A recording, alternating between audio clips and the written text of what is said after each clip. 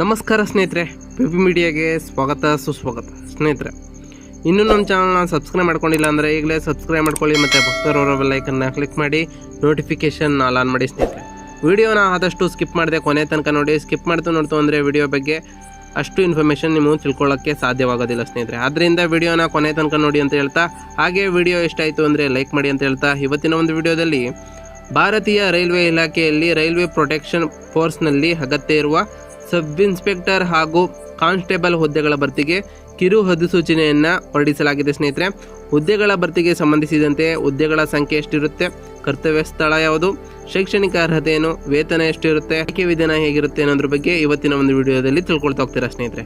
ಇನ್ನು ಹುದ್ದೆಗಳ ವಿವರವನ್ನು ನೋಡ್ತಾ ಹೋಗೋದಾದ್ರೆ, ಸಬ್ ಇನ್ಸ್ಪೆಕ್ಟರ್ ಅಂಡ್ ಕಾನ್ಸ್ಟೇಬಲ್ ಹುದ್ದೆಗಳು ಖಾಲಿ ಇದೆ ಸ್ನೇಹಿತರೆ.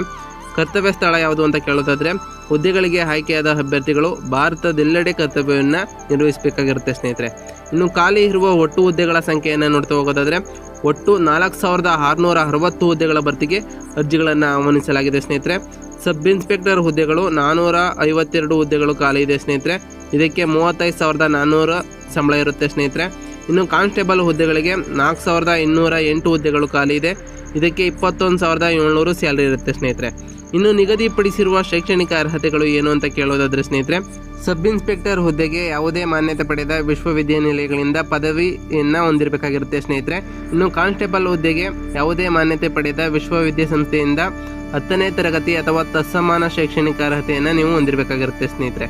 ಇನ್ನು ವಯೋಮಿತಿಯನ್ನು ನೋಡ್ತಾ ಹೋಗೋದಾದ್ರೆ, ದಿನಾಂಕ 1/7/2024ಕ್ಕೆ ಸಬ್ ಇನ್ಸ್ಪೆಕ್ಟರ್ ಹುದ್ದೆಗೆ ಕನಿಷ್ಠ 20 ವರ್ಷವಾಗಿರಬೇಕು, ಗರಿಷ್ಠ 28 ವರ್ಷಗಳಾಗಿರಬೇಕು ಸ್ನೇಹಿತರೆ. ಇನ್ನು ಕಾನ್ಸ್ಟೇಬಲ್ ಹುದ್ದೆಗೆ ಕನಿಷ್ಠ 18 ವರ್ಷಗಳಾಗಿರಬೇಕು, ಗರಿಷ್ಠ 28 ವರ್ಷಗಳಾಗಿರಬೇಕು ಸ್ನೇಹಿತರೆ. ಇನ್ನು ಆಯ್ಕೆ ವಿಧಾನ ಹೇಗಿರುತ್ತೆ ಅಂದರೆ, ಅಭ್ಯರ್ಥಿಗಳಿಗೆ ಕಂಪ್ಯೂಟರ್ ಆಧಾರಿತ ಪರೀಕ್ಷೆ ಇರುತ್ತೆ ಸ್ನೇಹಿತರೆ. ದೈಹಿಕ ಸಾಮರ್ಥ್ಯ ಪರೀಕ್ಷೆಯೂ ಕೂಡ ಇರುತ್ತೆ. ಫಿಸಿಕಲ್ ಮೆಜರ್ಮೆಂಟ್ ಟೆಸ್ಟ್ ನಡೆಸಿ ಹುದ್ದೆಗಳಿಗೆ ಇಲ್ಲಿ ಆಯ್ಕೆ ಮಾಡಿಕೊಳ್ಳಲಾಗುತ್ತೆ ಸ್ನೇಹಿತರೆ. ಇನ್ನು ಅರ್ಜಿ ಸಲ್ಲಿಸುವ ವಿಧಾನವನ್ನು ನೋಡ್ತಾ ಹೋಗೋದಾದ್ರೆ, ಅಭ್ಯರ್ಥಿಯು ಈ ಹುದ್ದೆಗೆ ಆನ್ಲೈನ್ ಮೂಲಕ ಅರ್ಜಿಗಳನ್ನು ಸಲ್ಲಿಸಬಹುದು. ನಮ್ಮ ಡಿಸ್ಕ್ರಿಪ್ಷನಲ್ಲಿ ಮತ್ತು ಸ್ಕ್ರೀನ್ ಮೇಲೆ ಬರ್ತಿರುವಂತಹ ಅಫಿಷಿಯಲ್ ವೆಬ್ಸೈಟನ್ನು ಕ್ಲಿಕ್ ಮಾಡಿ ಅರ್ಜಿಯನ್ನು ಸಲ್ಲಿಸಬಹುದು ಸ್ನೇಹಿತರೆ. ಇನ್ನು ನಿಗದಿತ ಅರ್ಜಿ ಶುಲ್ಕದ ವಿವರಗಳನ್ನು ನೋಡ್ತಾ ಹೋಗೋದಾದ್ರೆ, SC ST ಮಾಜಿ ಸೈನಿಕ ಮಹಿಳಾ ಅಲ್ಪಸಂಖ್ಯಾತ ಅಭ್ಯರ್ಥಿಗಳಿಗೆ 250 ಅರ್ಜಿ ಶುಲ್ಕವಿರುತ್ತೆ ಸ್ನೇಹಿತರೆ. ಇನ್ನು ಉಳಿದ ಎಲ್ಲ ಅಭ್ಯರ್ಥಿಗಳಿಗೂ 500 ರೂಪಾಯಿ ಅರ್ಜಿ ಶುಲ್ಕವಿರುತ್ತೆ ಸ್ನೇಹಿತರೆ. ಇನ್ನು ಶುಲ್ಕ ಪಾವತಿಸುವ ವಿಧಾನವನ್ನು ನೋಡ್ತಾ ಹೋಗೋದಾದ್ರೆ, ಅರ್ಜಿ ಶುಲ್ಕವನ್ನು ಆನ್ಲೈನ್ ಮೂಲಕವೇ ನೀವು ಪಾವತಿಸಬೇಕಾಗಿರುತ್ತೆ. ಇನ್ನು ಅರ್ಜಿಯನ್ನು ಸಲ್ಲಿಸಲು ನಿಗದಿಪಡಿಸಿರುವ ದಿನಾಂಕದ ವಿವರಗಳನ್ನು ನೋಡ್ತಾ ಹೋಗೋದಾದ್ರೆ, ಅರ್ಜಿ ಸಲ್ಲಿಸಿಗೆ ಪ್ರಾರಂಭವಾದ ದಿನಾಂಕ ಏಪ್ರಿಲ್ 15, 2024ರಿಂದ ಪ್ರಾರಂಭವಾಗುತ್ತೆ.